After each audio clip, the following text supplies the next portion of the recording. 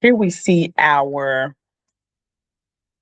purposeful library. So purposeful people is the name of Character Strong for elementary based students. And so they have a purposeful, and yes, it is spelled differently with the two L's because we want to be full of purpose. So that's a little play on words, but the purposeful library.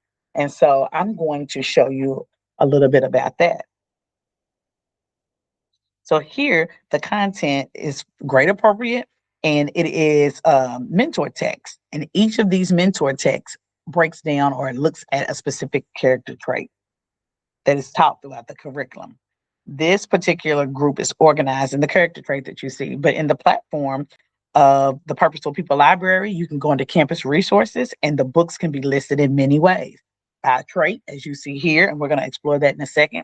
But you can also see it by the book title, or you can see it by grade level, if that's the way you want to see it when you go into the actual Character Strong platform.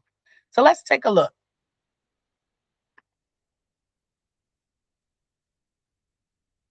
It's loading. So here we can see that the first character trait with Purposeful People is kindness. The kindness kickoff is always that first few weeks of school. Okay. Next, we're going to see the title of the book. We're going to see the author. We're going to see the list, the illustrator, the grade, and the lesson.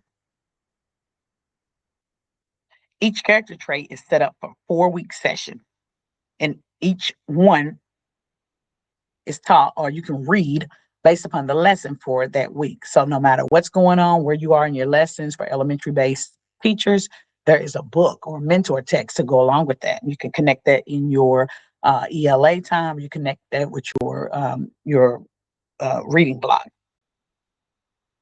So when I was in the classroom, let me see, I taught 5th grade last. So if I was teaching this curriculum, I would be taking outside that 10 to 15 minutes a day in my morning meeting. And let's say we're talking about respect. Okay, so here's the stuff on respect. I'm a 5th grade teacher. So let me scroll down to 5th grade. So during that week one, 5th grade, I could read the book, The Juice Box Bully, Empowering Kids to Stand Up for Others. Okay, so that's how we go about that, looking at things. Let's scroll down a little bit further to see what other character traits are seen here. So we have respect, responsibility, gratitude, empathy, perseverance, honesty, cooperation, courage, creativity, and then we close in kindness. You start in kindness, you close in kindness.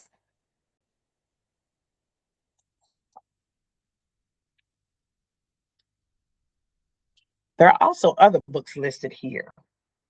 Now, these books aren't connected to Character Strong, but they are good mentor texts about bullying.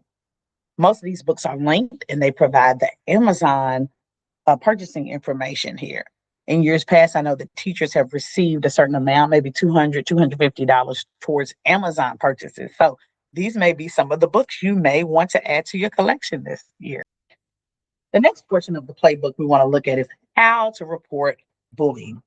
I would say that many schools have their own internal reporting system, and I want to encourage you to reach out to your admin to find out if your school is one of those.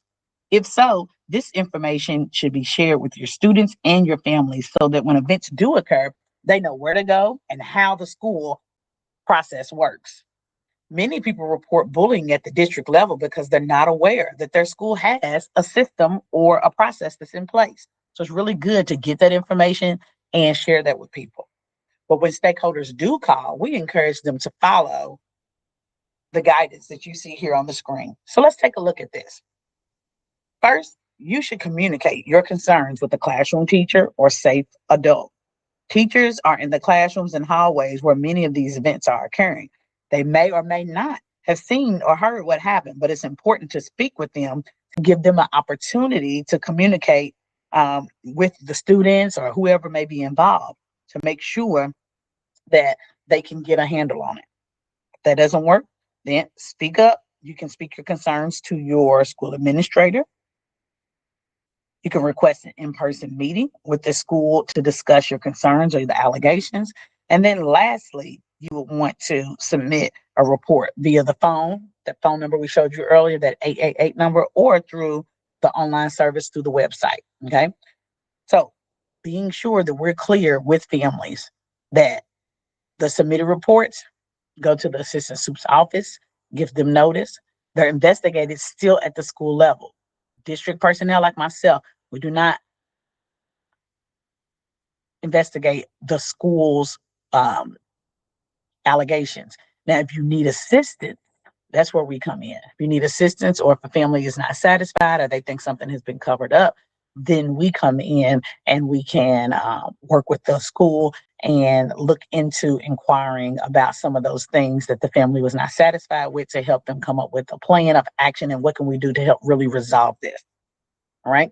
So let's click into report bullying and show you where it takes you. It takes you to the Jefferson County Public Schools Compliance Hotline. You start with the tip line, now it's the hotline. Here you can see so many things are being reported.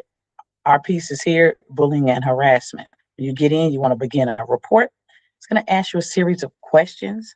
You answer those questions, and then if you want to, you can come back later on. It's going to give you access code and things of that nature, and you can follow up on that report.